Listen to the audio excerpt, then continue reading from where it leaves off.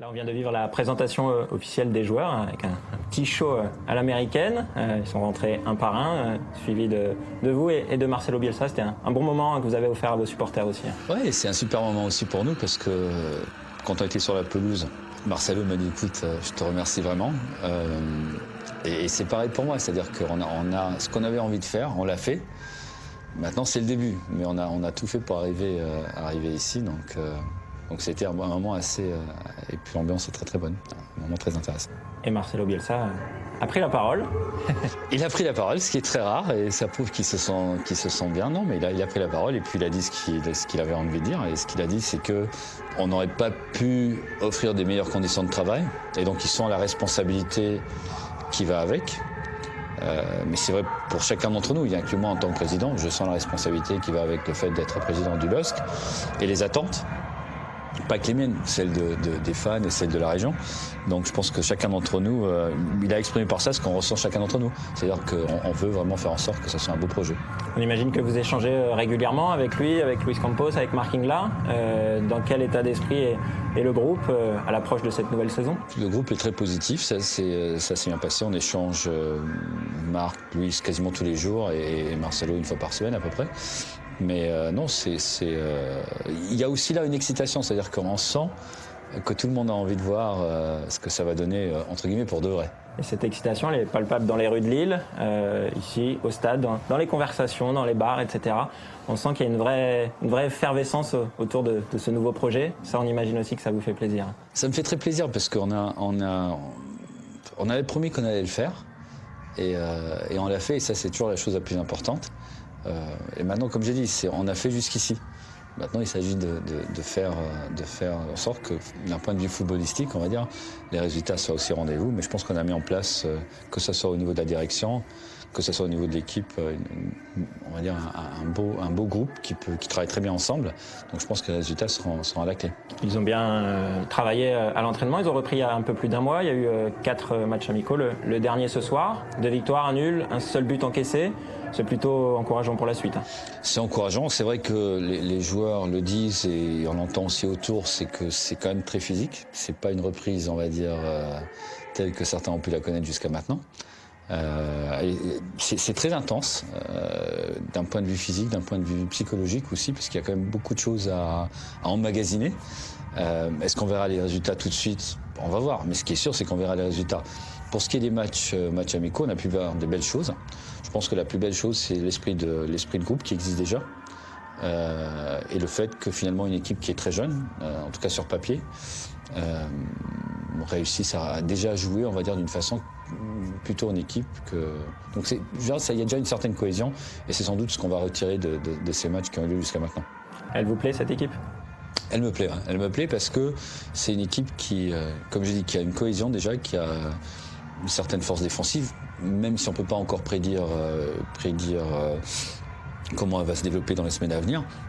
Mais c'est aussi une équipe qui offre déjà du spectacle. Et c'était une des raisons pour laquelle on a monté comme ça. Vous parlez de cohésion alors qu'il y a énormément de nouveaux joueurs. Le mercato a été animé. Vous avez pu recruter tous les profils que vous aviez envisagés? D'un point de vue opportuniste, on va dire, on est peut-être encore sur 1 ou 2 recrutements. Mais pour le reste, on a fait tout ce qu'on voulait faire. Avec une petite saveur brésilienne, hein. C'est Losco do Brasil. Il y a beaucoup du Brésil. Il y a du Brésilien, ouais. C'est ça aussi, le spectacle, ça passe par là, par des joueurs avec une petite... Est-ce que ça passe toujours par le Brésil? Je ne sais pas. C'est vrai que moi, j'ai grandi avec les Zico, les Socrates, et qu'effectivement... un Brésilien qui avait 2 pieds carrés, pour moi c'était un grand joueur de foot à l'époque, parce que dès qu'il était brésilien, il devait automatiquement devoir savoir jouer au foot. Alors c'est plus le foot, c'est mondialisé comme tout le reste, mais c'est vrai que il y a une façon de jouer sud-américaine qui est intéressante. Le challenge principal, c'est de faire en sorte que ça s'intègre bien à un championnat de Ligue 1 qui est différent. Je pense que ça, c'est le travail des coachs, le travail de la cellule, on va dire, de coaching.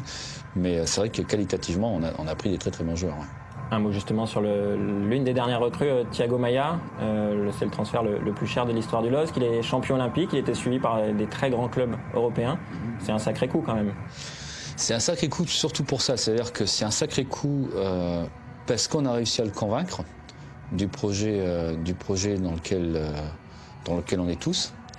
et qu'il a pu comprendre en fait qu'il pourrait jouer à un très haut niveau sans devoir nécessairement atterrir dans un des plus grands clubs en européen, qui étaient vraiment les clubs contre lesquels on se battait sur ce dossier-là. Donc on est, je peux dire qu'on est très content d'avoir fait venir Thiago Maia, mais il n'y a pas que Thiago Maia, vous allez voir, il y a des joueurs qui sont incroyables. Mais effectivement, Thiago est un joueur important pour nous. Un mot sur l'objectif, vous l'avez évoqué, c'est minimum le top 5, ça peut être mieux? Il n'y a pas de minimum, donc ça peut être mieux. Si c'est pire et qu'il y a des raisons, on essaiera de les résoudre. Ce qui est vrai, c'est qu'en terminant une saison que tout le monde qualifie, pas que moi, mais que tout le monde qualifie de très moyenne l'année passée, et en terminant 11e, faire ce qu'on a fait avec l'équipe de gestion qu'on a, avec les joueurs qu'on a fait venir, etc., et se dire que finalement on va faire top 10, c'est-à-dire une place de mieux que l'année passée, c'est pas particulièrement ambitieux comme objectif. Donc clairement, l'objectif affiché est d'essayer d'être dans le top 5 l'année prochaine. C'est donc un double objectif, du spectacle et un bon classement à la fin? Oui, parce que, et c'est là où je rejoins Marcelo, où on se rejoint tous les deux d'ailleurs, c'est que on va dire les résultats sont le spectacle. Moi, ça m'intéresse que moyennement. Donc effectivement, il faut que ça soit une composition des deux. Marc Ingla et Luis Campos nous ont donné une petite vidéo de la potentielle nouvelle recrue du LOSC, qui pourrait être le futur Neymar peut-être. Alors on va vous la montrer et puis à vous de nous dire ce que vous en pensez. D'accord. Ouais. Ah, il y a du ballon. Ouais. Ouais, il peut jouer milieu de terrain, attaquant, 1m90, 85-86 kg, surtout droitier. Donc voilà. Marcelo Bielsa, du coup, l'a vu et... Marcelo m'a appelé. Qu'est-ce qu'il a dit? Marcelo m'a appelé, il m'a dit qu'il comptait sur moi et qu'il fallait que je sois prêt qu'il m'appelle. Voilà. Très bien. Voilà. Merci beaucoup. Et on compte sur vous pour cette saison. Et les supporters sont impatients de démarrer cette saison, cette nouvelle aventure. De même. Merci beaucoup, Président. Merci.